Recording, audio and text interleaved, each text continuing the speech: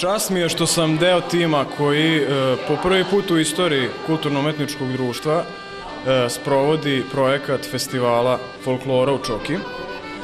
Nadam se da će ovaj festival prerasti u tradicionalan.